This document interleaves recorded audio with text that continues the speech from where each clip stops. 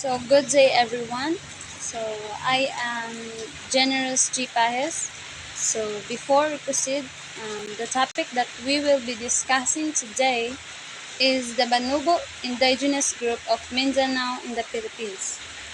So, let us first discuss what is Manobo, who are there, who are they. So, Manobo is one of the largest indigenous groups. So the Manobo are one of the largest native groups of people live in the Philippines. So and also they are the original people who live in the land before others came.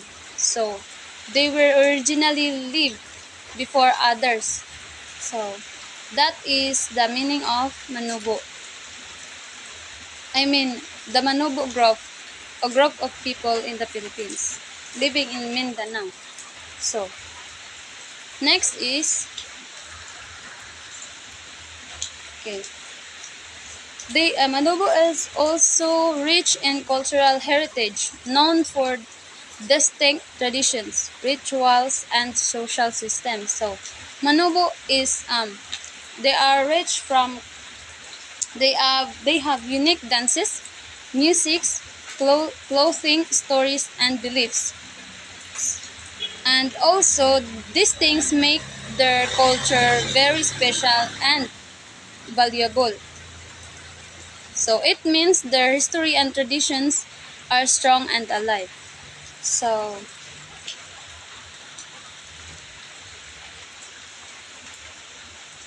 So Manobo people has a very unique kind of dances, music, especially in clothing, and they have also many kinds of dancing, just like what we are seeing in the like dance. Sige na, example di. Pinikli, pinikli mo. Uh, Sama ko ikon. So, for example, for their dances is kalasag. So, kalasag means a war dance that reflects the Manobo's survival skills and dance history. So, that is one of the example of their dances in Manobo. So, the next is strong ancestral connection or deep ties to ancestral lands and domains in Mindanao. So, what is strong ancestral connection? So, Manobo people feel bond with the land where their ancestors or great grandparents old or on and older generations live, and they also believe it is part of who they are, and they also protect it because it's important to their identity. So the land is where their history, culture, and family roots are. So to simple understand, um, they really love where the land they live because there is where their ancestor lived before they came. So let's proceed. So location and demographics of Manobo. So number one is the geographic presence. So Manobo found primarily in both Mindanao, particularly in Agusan, Davao, Bukidnon, Surigao, Misamis, and Cotabato. So um, Manobo, when you see Manobo, is they live in what is called Agusan, Davao, Bukidnon, Surigao, Misamis, and Cotabato. That is where you can see the Manobo people. That is the places where they live and part of the Mindanao. So, so their geographic presence is in Mindanao, so which is in the southern part of the Philippines. So they live in provinces like Agusan. So what was I was talking about before. So let's talk about population size. So according to 2020 census, they are 644,904 individuals identified as Manobo. So they according to 2020 census, they have the numbers of 644,904. So the next is cultural diversity. So what is cultural diversity? It consists of several subgroups, each with unique costumes and dialects. So the Manobo group is made of many subgroups like Agusan, Manobo, Ata, Manobo, Obo, Manobo, and more. And each subgroups has its own language, clothing, dancing, music, and tradition. And also they have different kinds of accent when it comes to language or speaking their language. Um, so this makes also their culture rich and colorful with many different ways of living and expressing who they are. So let's us proceed to the next topic. So the culture and traditional practices. So what are the what you call that? So what is their culture and traditional practices of Manobo people? So let us talk about that. So the first is the land-based lifestyle. So culture closely linked to land, agriculture, and community rituals. So what that means is that people depend on the land for their daily life, work, and survival. So Manobo people really depend on their land where they live because it depends on their lives. It is where they got their food, like what you call that, rice, isa ba to? Isa pa? um, hmm? Fruits, like because where they it is this what you call that, it is where they plant the food that they eat every day or for their daily life. So they plant crops, gather foods from the forest, and fish from rivers. They also hunt fishes from the rivers. So they build homes using natural materials like bamboo and wood from their land. So they use bamboo and wood for building their homes. And their customs, beliefs, and rituals are also connected to the land, like praying before planting or during harvest. This is this is what Manobo makes special because so before they have that kind of thing that they pray, like ritual. They do rituals before planting or harvesting their food. So so let us proceed. So I have here the example of Manobo tribe. So as you can see, they have a very colorful uniform or costumes. So the next is language and ano ko ba?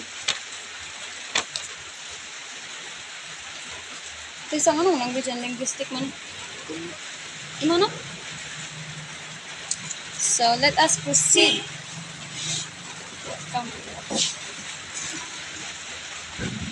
Di ay ako pa nang sunod-sunod.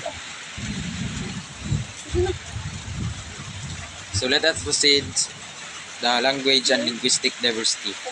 So first is Manobo language. Manobo language are different native language spoken by the Manobo people in Mindanao. They are part of the Austronesian language family, which means they are related to other Filipino language like Cebuano and Tagalog. So Manobo language don't speak all speak the same language. There are many types of language. Each Manobo depends on depend depends of their groups, subgroups, or locations. To just sample, Manobo language is Agusan Manobo, Ata Manobo, Dulangan Manobo, Obo Manobo, and Cotabato Manobo. And the next is linguistic richness, which means have many types of language or dialect that are unique, meaningful, and full of culture. Manobo language have different types language dialects depending on their subgroups or locations. Just like I said now.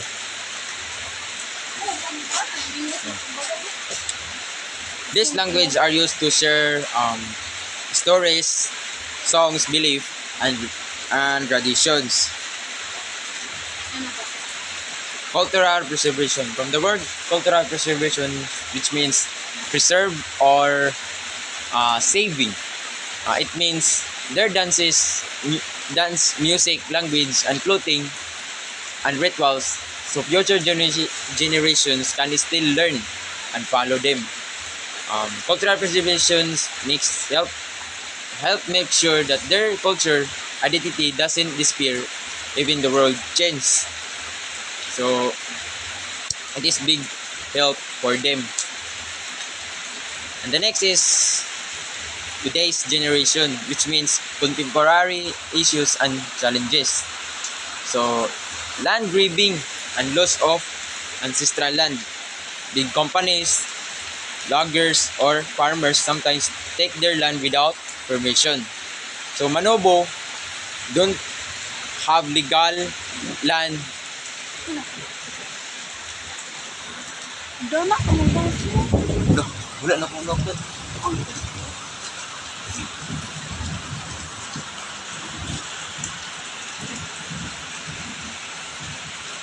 Ano ka Manobo language? Nani.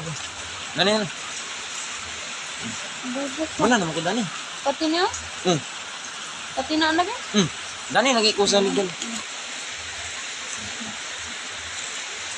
Again, many Manobo don't have legal land titles. So it's hard for them to defend their land. The next is displacement. Displacement, some Manobo families are forced to their homes due to develop projects, mining, or conflicts in their areas. The next is lack of access to education and healthcare. So Manobo, it's hard for them that their area have no schools or medical healthcare because of their areas was so far. So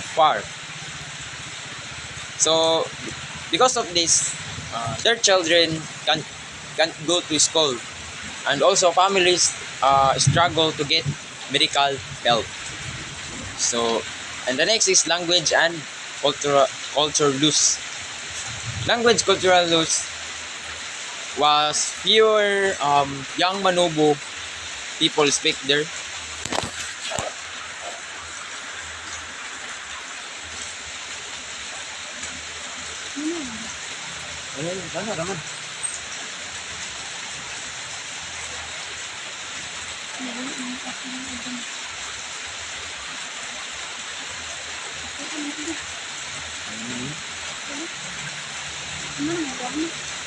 ya, ikaw ang sulat namin. Ako sa diramin. Aglis.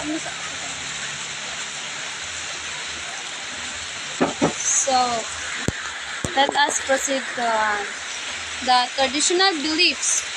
So, Manobo has a traditional beliefs. So, they believe in spirits of nature, like spirits living in the rivers, trees, and mountains. So Manobo really believe in the spirit of nature, the spirit in the rivers, or also in the mountains. So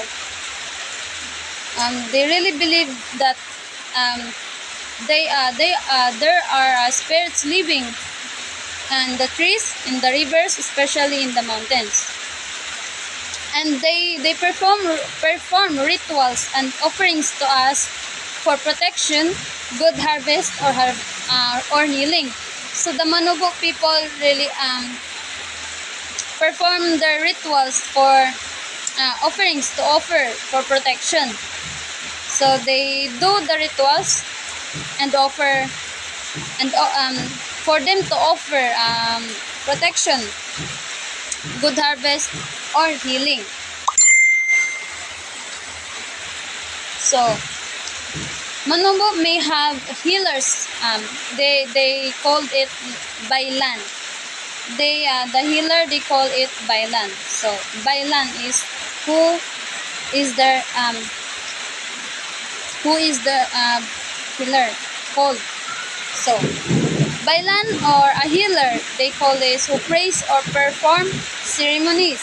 So and these beliefs are not written but are taught by elders and passed down to the next generation. So they call the belief their beliefs are not written in any of kind of paper or notebook, but are taught by the elders from the Manobo, and passed down to the young generation. So let us proceed to conflict costumes. So some communities retain traditional warfare practices and rituals. So this is the meaning of conflict customs. So conflict customs are the traditional ways a group handles fighting, disagreements, or protection in their community. So they have also have a group that handles fighting or disagreements in their community. Like when they see a subgroups fighting or have a disagreement in their plan, they have this kinds of group that handles their argument. So it could be bit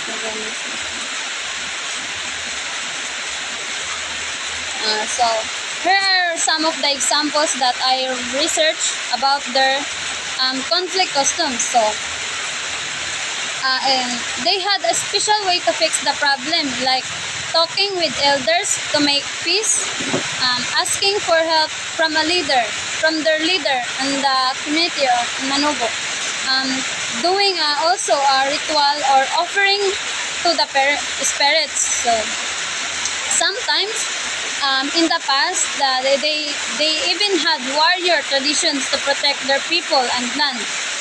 So next, they have okay.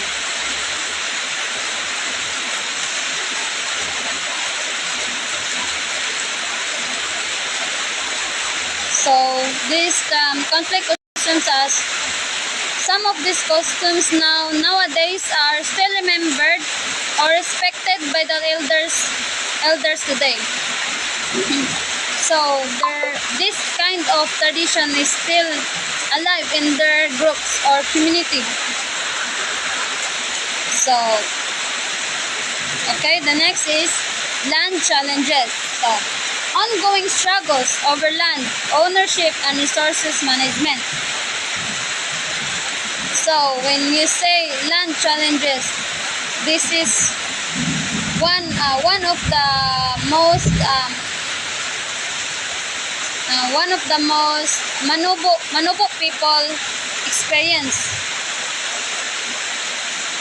nowadays. So The problems that Manobo face in keeping or protecting their land or ancestral land, or other people or companies sometimes try to take their land or for mining or buildings. So like big companies or the rich people tries to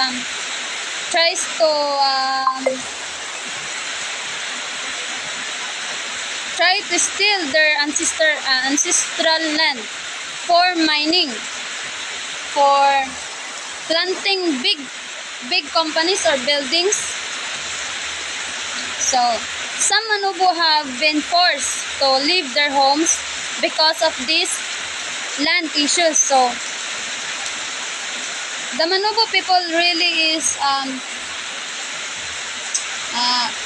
the Manobo people really is tawagan ng luoy?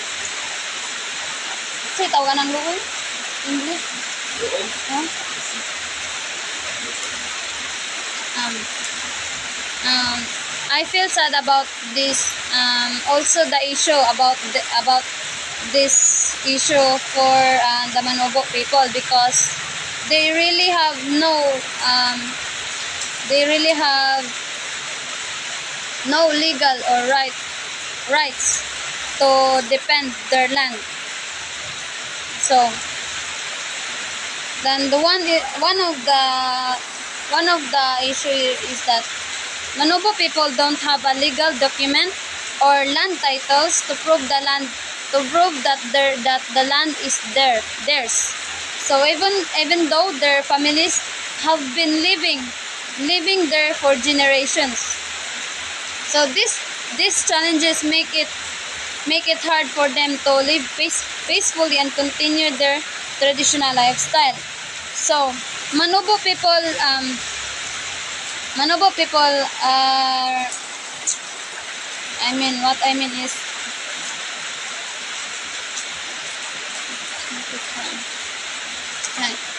it is hard for Manobo people to to continue living their tradition or the Manobo lifestyle because of these issues in land.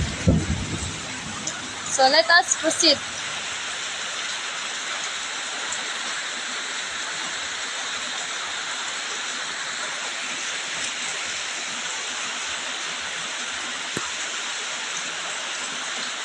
Nakaano ba?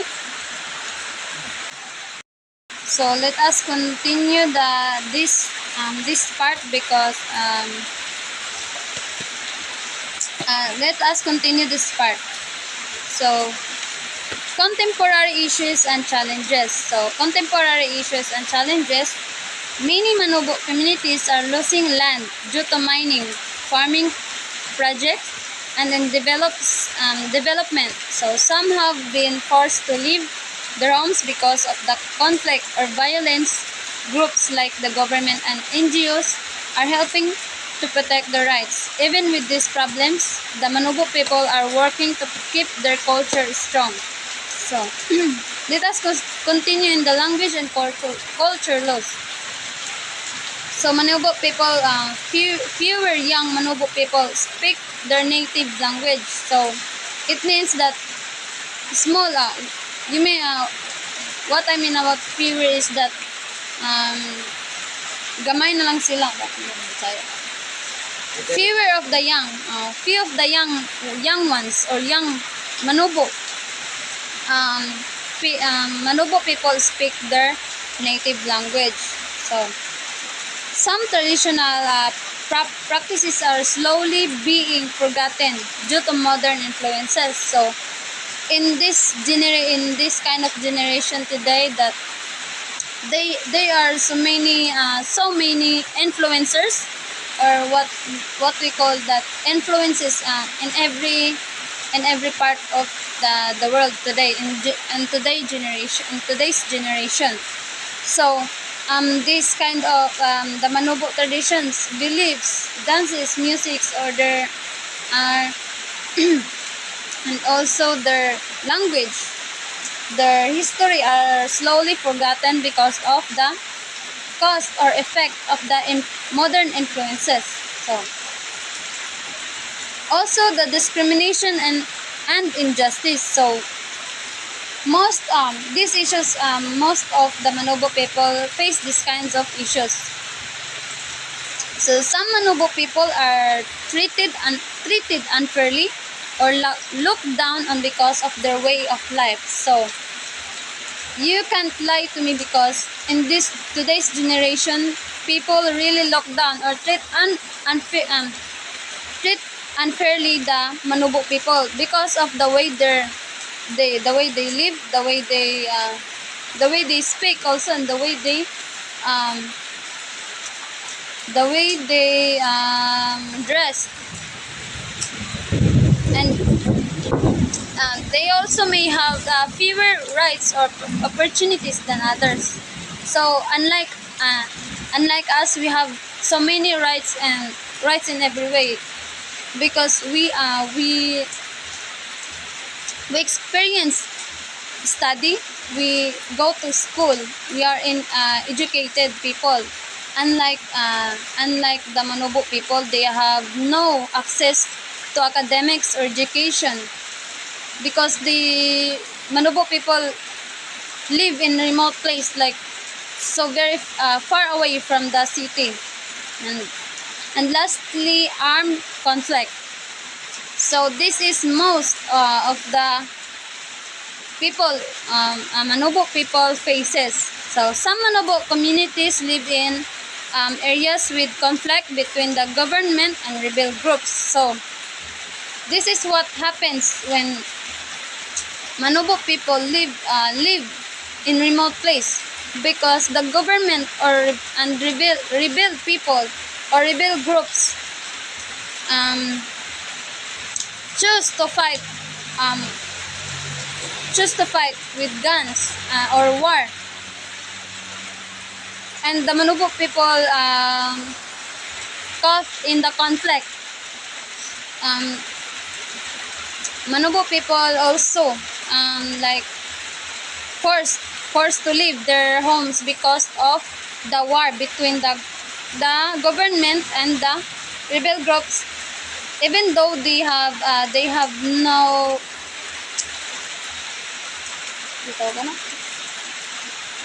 even though uh, okay, they even though they are not part of their conflicts or war. So okay, so the topic that we represent today is we got it from the www.philchm.ph or featured ICCS. So that's all for today, or that's for our topic today. And thank you and God bless. And I hope you understand or learn something from our report.